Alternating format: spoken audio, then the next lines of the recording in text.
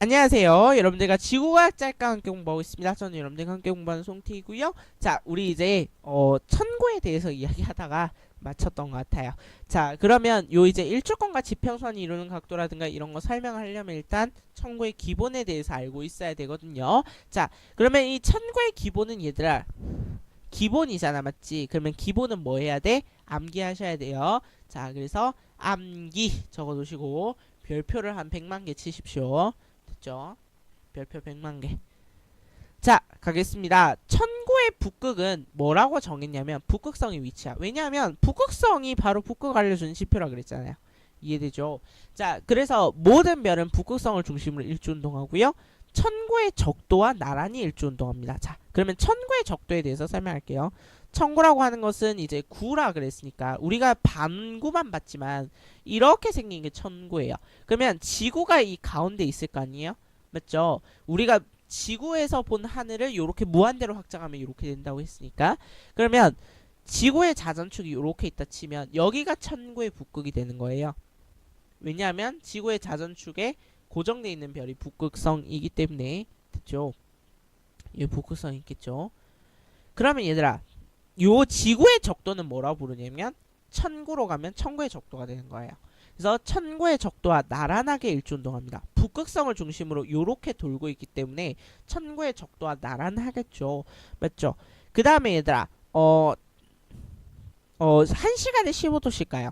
왜냐하면 24시간 동안 하루 동안 이렇게 떴다지기 때문에 360도로 돌거든요. 그래서 1시간에 15도씩 동에서 서로 동에서 떠서 서로 지는 거 태양을 보시면 그렇게 생각하시면 돼요. 됐지요? 네, 그렇게 일주운동한다. 그 다음에 얘들아 북극성의 고도는 관측자의 위도고요. 지평선과 천고의 적도가 이루는 각도는 90도 빼기 위도, 지평선과 일주권이 이루는 각도는 90도 빼기 위도, 남중고도는 90도 빼기 위도 더하기 적인데 요것들을 이제 한 번만 딱 설명을 할 거예요. 그러면 나머지는 외우셔야 돼요. 알겠죠? 그러면 한 번만 딱 설명을 할 테니까 한 번 이해를 하시고 아 이런 게 있구나 저게 진짜 맞구나 하는 거 한 번만 딱 보시고 이제는 외우시는 거예요. 알겠죠? 갑니다. 북극성의 고도가 관측자의 위도인 거예요. 볼게요. 자, 지구의 중심이 이렇게 있고요. 관찰자가 이렇게 서 있는 상황이라고 생각을 해봅시다. 다리를 엄청 길게 늘어뜨려야겠네요. 그러면 관측자가 생각할 때는 하늘이 이렇게 있다고 생각을 할 거예요. 맞죠? 관측자는 이렇게 하늘이 있다고 생각을 할 거야.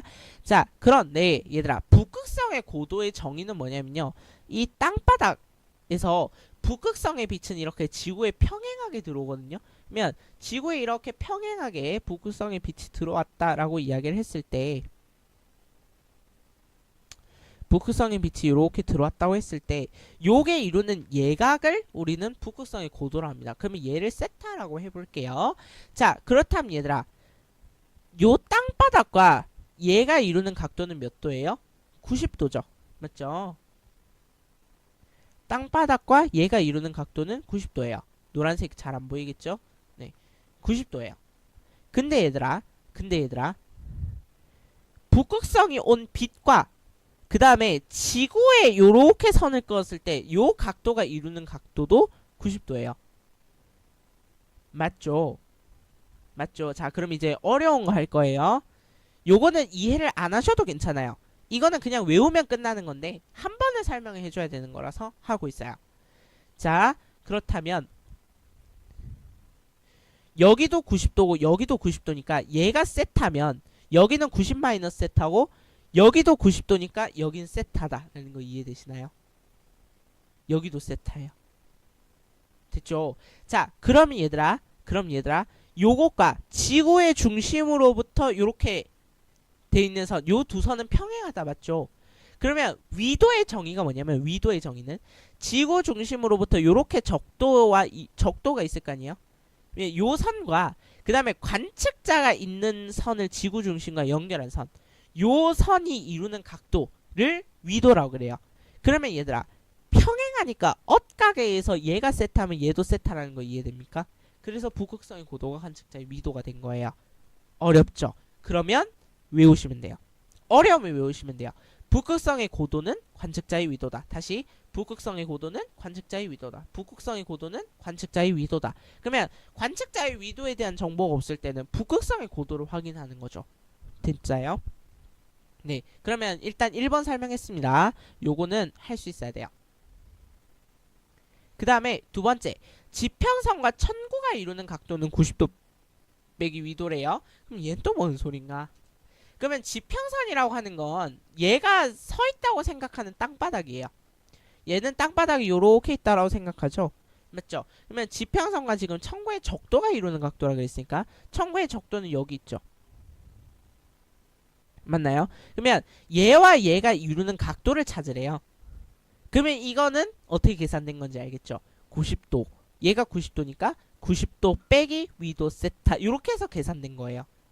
됐죠? 그런데 얘들아 그냥 외우시면 돼요. 지평선과 무엇이 이루는 각도라고 하면 무엇이 블라블라가 이루는 각도라고 하면 90도 빼기 위도예요. 이번에 지평선과 일주권이 이루는 각도거든요. 그러면 얘는 또 어떻게 된 건지 한번 볼게요. 자, 그러면 일단은 요게 필요합니다. 자, 지구의 자전축이 여기에 있다라고 가정을 해볼게요. 그러면 북극성을 중심으로 해서 천체는 일주운동을 하니까 요렇게 일주운동을 할 거예요. 맞죠? 그 다음에 자, 일주운동을 요렇게 하면 적도와 나란히 일주운동하겠죠. 이 당연한 거예요. 그러면 이게 이해가 안 되면 그러면 아예 북극에 있다고 가정해보자. 북극에 있다고 가정하면 북극성은 여기 머리 꼭대기 위에 북극성이 있겠죠? 그 다음에 하늘을 도는 별은 요렇게 될 거 아니에요. 맞죠? 그러면 일주권과 일주권이 요렇게 보인다고 치면 지평선은 일주권과 나란한 거죠.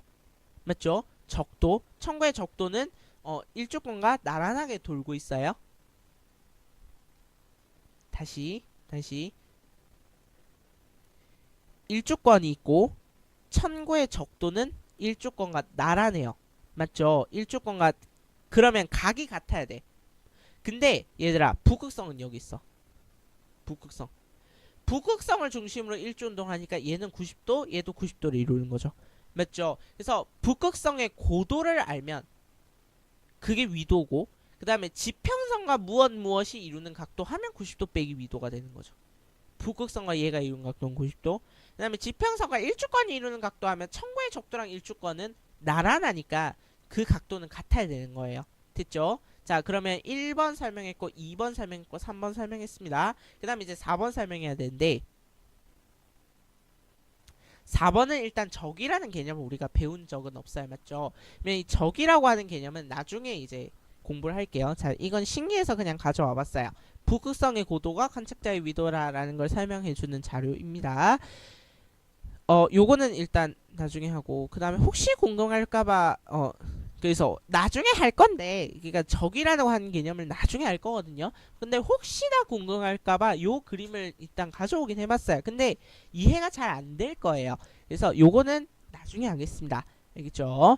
자, 그러면 위도별 천체의 일주운동 한번 보도록 할게요. 자, 북극성의 고도, 북극성은 여기 있죠, 맞죠? 그러면 북극지방에서는 북극성을 중심으로 요렇게 돌 거예요. 맞죠? 근데 얘들아 중위도 지방의 입장에서 보면 북극이 어디에 있어요? 적도를 이렇게 가만히 세워놨다고 친 거예요. 그러면 북극성 여기 있잖아요. 여기. 그러면 얘를 중심으로 일주운동을 하니까 관찰자의 입장에서는 어떻게 보인다는 거예요? 이렇게 떠서 지는 것처럼 보이게 된다는 거죠. 됐나요? 적도 지방의 입장에서는 적도에 이렇게 서 있으면 그치 자기 땅바닥과 나란하게 이렇게 가는 것처럼 보여요. 실제로. 됐죠? 그럼 다시 천구의 북극은 뭘 의미하고 북극성을 의미하고 천구의 북극은 북극성의 위치를 의미하고 그러면 북극성이 고도는 요게 북극성의 고도다 맞지? 그러면 얘가 37.5도라는 거는 이 지역의 위도가 37.5도라는 것 같다. 그럼 얘들아 여기에서 지평선과 천구의 적도가 이루는 각도를 물었어. 자, 얘는 두 개 사이의 각을 표시하는 기호예요. 지평선과 천구의 적도가 이루는 각도는 지평선이라고 하는 단어가 보이면 90도 빼기 위도라고요. 됐죠? 90도 빼기 위도니까 얘는 62.5도가 되겠네요. 그러면 지평선과 일주권이 이루는 각도를 구하세요 라고 하면 이건 어떻게 답한다고요? 지평선이라고 하는 단어가 보이면 90 빼기 위도로 답한다고요. 됐죠? 그래서 62.5도 이렇게 된다고요. 되셨죠? 자, 그러면 오늘은 이제 여기까지 하고요. 다음 시간에 OX 풀어보도록 할게요. 자, 오늘은 이제 청구의 기본을 썼어요. 북극성의 위치는 청구의 북극이다. 모든 별은, 그러니까 태양 포함해서 모든 별은 북극성을 중심으로 일주운동한다. 청구의 적도와 나란히 일주운동한다. 1시간에 15도씩 동에서 서로 일주운동한다. 북극성의 고도는 관측자의 위도다. 지평선과 청구의 적도가 이루는 각도 90도 빼기 위도. 지평선과 일주권이 이루는 각도 90도 빼기 위도. 남중고도는 90 빼기 위도 더하기 적이. 일단 식을 외워두시고 적이라고 하는 개념은 나중에 설명하겠다 했어요. 그러면 이제 나머지는 전부 다 설명했죠. 됐나요? 자, 다음 시간에는 요 내용 복습하면서 이제 다른 내용 한번 정리해 보도록 할게요. 여러분들 수고하셨고요. 복습 잘 해오시면 되겠습니다. 수고하셨습니다.